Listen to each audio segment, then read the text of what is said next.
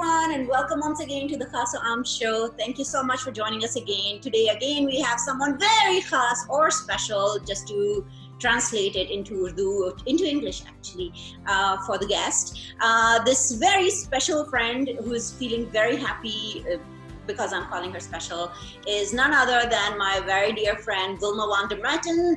And thank you, Wilma, for joining us. Welcome. Thank you for having me. How are you feeling? Do you feel important? Do you feel like a star already? Yeah, I'm a star. I never told you before, but in the Netherlands, I'm very famous. If I walk on the street, all the people are coming to me and ask me for a signature. They want to have a selfie with me. I can hardly go in Amsterdam on the street because everybody knows me there. But you had that one video also with a Slumdog Millionaire where you were with some DJ, very famous DJ. You were interviewed with him. Who was that? Oh yeah, the Tristo. But the problem is I didn't know because he was staring the whole time at me. I was thinking, who is this man?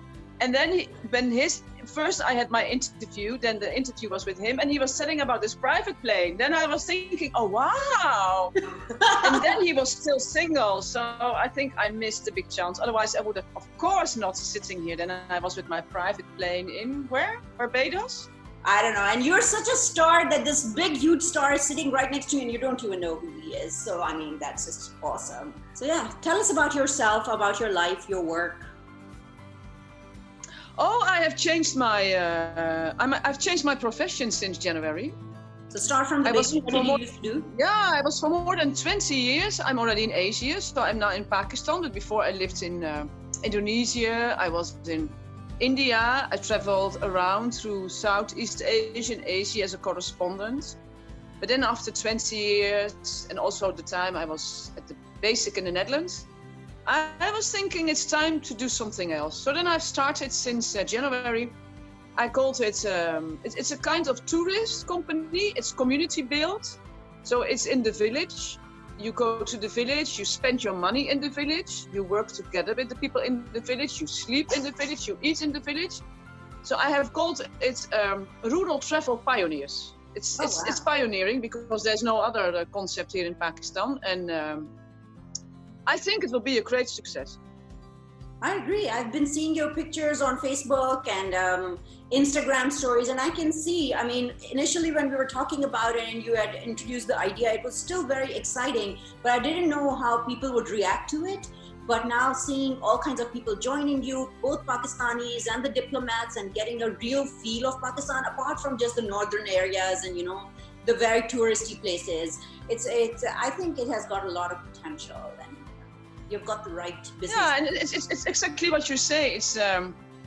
It's also what I often see is people are so interesting to go to Hunza, to the northern areas. I've been there many times, and of course it's beautiful there. But just go for 10 minutes, 15 minutes outside Islamabad, where I'm living. It's beautiful. You will see the most beautiful places where you can hike, where you can do a campsite, where you can stay in a village, where you can swim in a river. My pilot project at this moment is in Khaanpur, where you have all these Buddhist sites. Yeah. I call it also, one of my tours is, I call it the Buddhist Heritage Tour. You can walk, but you also can do it by bicycle. So soon, one of these days, even the ambassador of Sri Lanka has promised to come, with people from his embassy, and then we're going to do by bike. We are going to the highlights of this Gandhara, this Buddhist period in Khaanpur. You have this lake, you have mountains, again you have a river. It's amazing. Pakistan rural area has such a beautiful places. It's so fascinating hearing you talk about it because these are places even I as a Pakistani have never been to, and I know that many people in my own network, in my own social network, have never visited these places. Of course, I've been to Khaanpur Dam, but just to the place where you go for the adventure activities, not to the actual area where the locals go to and you know, the Buddhist tracks and all that. I wasn't aware of them either. But now you are. Now I am, and just can't wait to go on a trip with you. So do you want to walk or you want to go on the bicycle? I will fall flat on my face if I go on the bicycle, so I think I'll do it. You can't bicycle? No, come on. You can't bicycle? I can, but I haven't done it in so long that I don't know if I can still do it. We just do it. I can put some extra wheels on the bicycle that you have 2 extra. That's what we do with toddlers in the Netherlands also. And then when you can do it, then we remove it. Okay, fine. Okay, done. So tell me, how hard was it to? Is your business registered? Yeah. But that's a lot of work. Yeah. Now I thought you only go to SSCP, yeah? Yeah. And then you get your certificate and it's done. But it's not. It's a lot of work. You need so many papers. Because my business visa already took me 5 months. No, it's being a startup in Pakistan, starting with your business, and I think as a foreigner also, it's a hell of a work, really. Really? Can you walk us through it? Can you tell me a little bit about what you had to do and things like that? Yeah, I'm a foreigner, so I need a business visa. And they say that the story was that if you go to a Pakistani embassy all over the world, in 48 hours, they give you a visa for 5 years. Forget it. It took me 5 months to get through interior, to get the clearance. Yes. Then I had to go to the Netherlands to pick up my business visa, just a stamp in your passport, but you have to pay a whole ticket. Yeah. And then you go to this SSCP, I'm forgotten where it stands for. This. Securities and Exchange Commission of Pakistan. Yeah, exactly. There you go. You can do it online, but for me it was difficult, so I went there. And then in 2 days you have your certificate, and then you think, oh, whoa, I can start. No, then you need your bank account as a foreigner to get a bank account. It took me months. It was because of one of my friends in my network. He was helping me to get this bank account, your tax numbers. I was so proud of myself. I thought I could go to this FBR and then getting my tax numbers. Again, papers checking. So I think altogether, it took me more than 6 months to get all my papers done. Wow. So is there like a cell, is there like a department within SCCP or FBR that guides foreigners on how they can set up their business? No. What you can do is outside SCCP, there are a lot of lawyers with their business cards, and they offer you for 40,000 rupees. They will do all the paperwork, including your bank account. But I was thinking, if I want to do business in Pakistan, it's too easy to pay this 40,000 and get all my papers. I have to go and do it step by step if I want to understand how it works. So there were a lot of Pakistanis who were telling me, you're so crazy, just one pay this 40,000, then it's done. I said, no, I want to know how it works. So I have done it. It's finished now. I've started, but it's not easy. And it costs you money also, because at the end, if you have finished all your papers for SCCP, and that are a lot of papers after your certificate, you have to pay 25,000 minimum to an official auditor who's going to send the letters to SCCP that your company, all your papers, everything is done. Wow. But now I am the CEO, the president of my own company. Yay! Yay! We did it! So tell me, how is the current situation affecting your business? Because it's touring, it's travel, and with the current, self-isolation and quarantine, I don't think that's happening. So what are you doing these days? There's nothing to do. Nothing to do.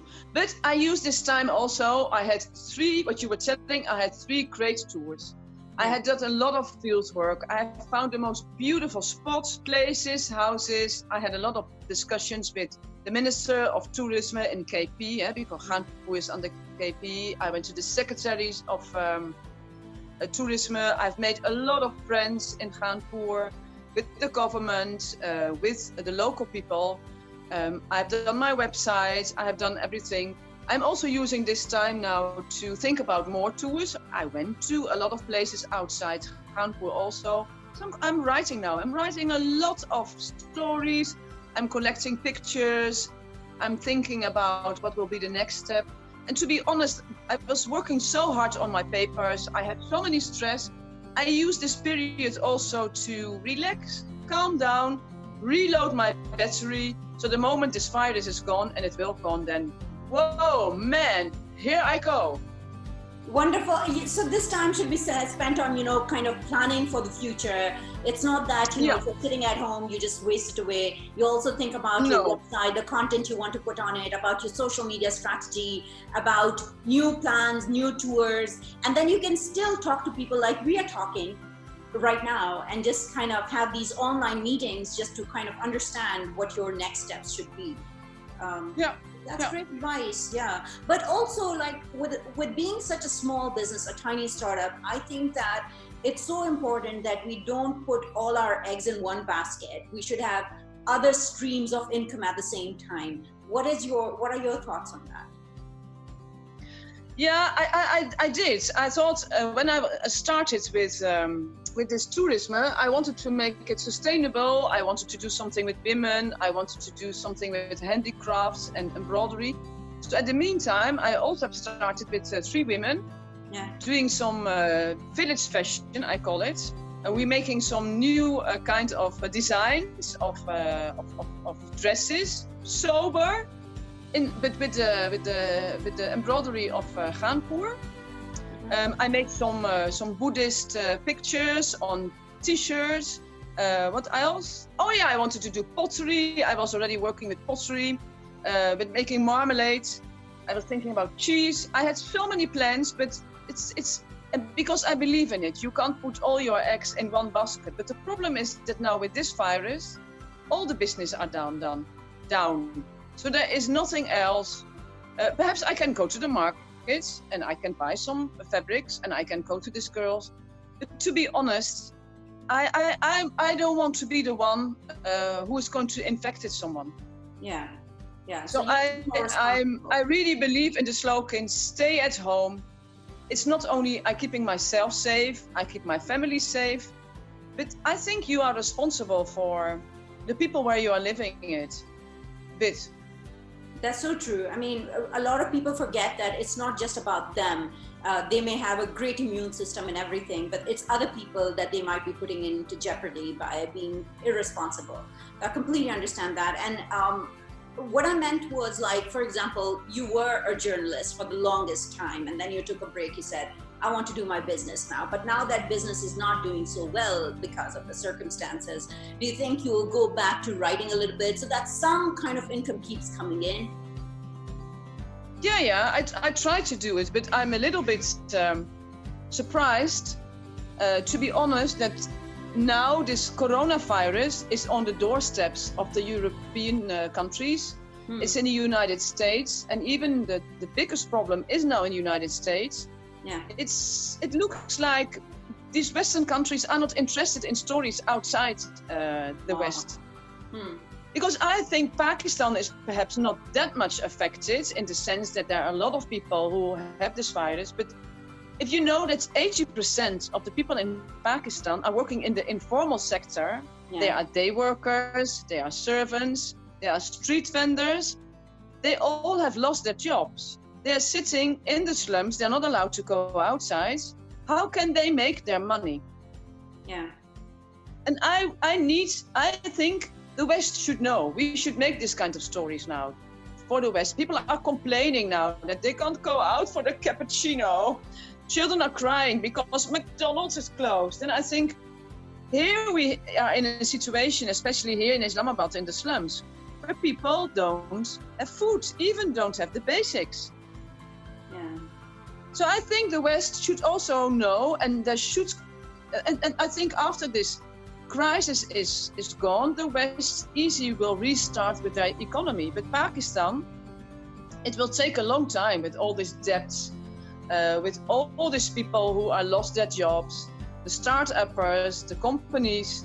I think the world should be now think and be loyal with each other, and the West should also give support, not loans, grants, and help countries like Pakistan, Indonesia, African countries. But I was hoping that this coronavirus would bring this kind of thoughts in the brains of the people, but it's not. Perhaps it will come, but at this moment I don't see it. People are still thinking about me. Yeah, that is so true. I hadn't thought about it in those terms. So, trying to end it on a happier note because we are all down and we all are upset. Tell us something that you really enjoy about Pakistan. How long have you been in Pakistan now? 5 years. 5 years. Tell us something that you really love about Pakistan. You. That's all of Pakistan. That's the entire world. The reason why people love the world is because I'm in it. But apart from it. Oh, to be honest, I love it here. I like it here because if I compare it with the Netherlands, there are very funny stories about the Netherlands, but it's true. If I want to see you, I can just come to your house unannounced. Yeah. And you will not tell me, oh, sorry, Wilma, I'm just cooking. We are just starting having our meal and close the door. You will invite me. I can go every time when I want to see you, when I need you, when I want to eat your chocolates and your cookies. I can come to your house. Yeah. And I don't have to make an appointment with you, let's say in 6 weeks, because your diary is so full of appointments. I like the quality of life here, the way people are talking each other, meeting each other. I love my friends, I love the food. Sometimes I also hate it here because there's bureaucracy and there's corruption and everything takes a long time. But to be honest, at the end of the day, when I'm sitting here with my daughter Naomi, she goes here in Pakistan to a Pakistani school. We are happy here. We are happy. We have a good life. Absolutely. We are privileged. I don't make money now. I have some money for the rainy days. So we will survive and better times will come. We enjoy. I love the nature. I love the mountains. It's okay. So now I remember I asked you to do this for me. So you've learned a little bit of Urdu in these 5 years. So can you just tell us the phrases or the words that you have picked up in Urdu? Oh, my most important one, and it works always, if I'm in a situation that I think I don't like it, or people are staring at me, or people want something from me that I don't want, then I put my arm like this, and then I say, "Kya baat hai?"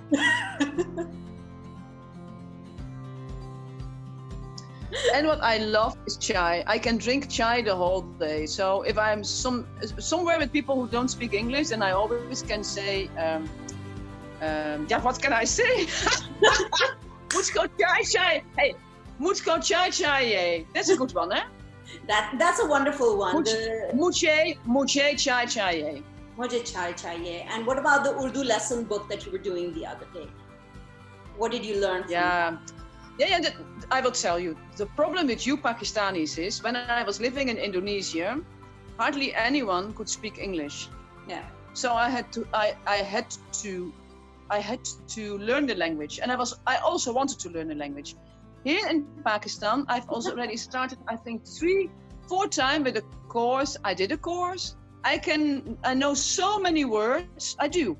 I know your grammar, but the problem is, I don't speak with any one of you Urdu because you are all speaking English. So it's your fault. You're learning English. You're improving your English then. No, I should go if there's still summer holidays, but I don't think they are. And my daughter is going to Europe.